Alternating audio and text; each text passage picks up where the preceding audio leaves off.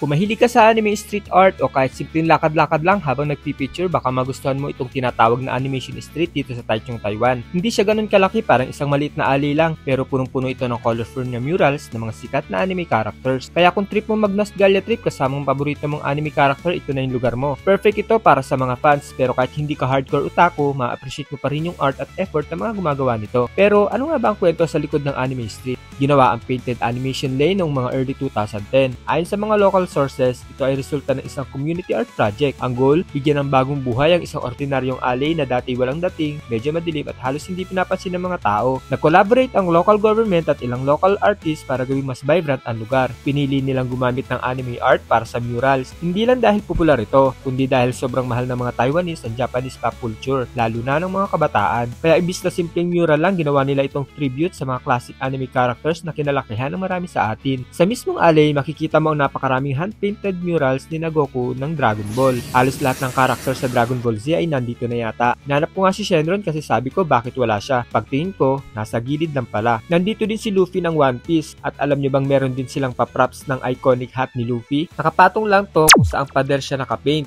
Nandito din si Naruto na paborito ko din panoodin nung bata pa ako. Si Doraemon, si Totoro, si Conan at madami pang iba. At ang nakakabilib kahit hindi official project ng malalaking anime studios, talagang detailed at lifelike yung pagkakaguhit ng mga characters. Mukhang mga professional painter ang gumawa. Yung iba, parang eksena mula sa manga o anime episode na nilagay lang sa pader. Bukas ito 24/7 at walang entrance, kaya kahit anong oras pwede kang pumunta. Pero kung gusto mo ng magandang lighting para sa photos o video, mas okay dumayo ng umaga o late afternoon. Walang masyadong tao dito kumpara sa mga big tourist spots, kaya relaxing din ang vibe. At syempre, kahit na libre at fun spot ito, sana respetuhin natin yung murals, huwag sulatan, huwag galawin. May ilang local residents na nakatira sa tabi ng alley, kaya tahimik din ang paligid. Bawal dito ang sigawan or mag-usap ng malalakas, respeto na lang sa mga bahay na nakapaligid. Para itong secret art alley na dinadayo lang ng mga tunay na curious. May mga iba ring murals na nagpapalit, depende sa panahon o kapag may bagong characters na sumisikat. Parang living gallery talaga. At kung gusto mo naman mag-food trip habang ine-enjoy ang mga painting, ay meron ditong halo-halo na sa halagang 50 NT lang ay kompleto at marami na ang serving. Meron silang maliliit at cute na upuan at tables dito na may background ng painting na SpongeBob at Simpson. Kaya kahit kumakain ka ay pwede ka pa din mag-video. Sa panahon ngayon na ang dami-daming commercial tourist spots, minsan refreshing din bumisita sa mga simpleng lugar na may puso, may art at may kwento. Itong painted animation lane ay simpleng patunay na kahit isang maliit na kalsada pwedeng maging bahagi ng pop culture at creativity. Kung mapapadpad ka sa Taichung, isama mo na to sa itinerary mo. Para sa anime fan, street art lover o kahit simpleng lakwachero, sulit ito. Isa ito sa mga hidden gems ng Taichung na unti-unting sumisikat sa mga tourist at content creators. Muli,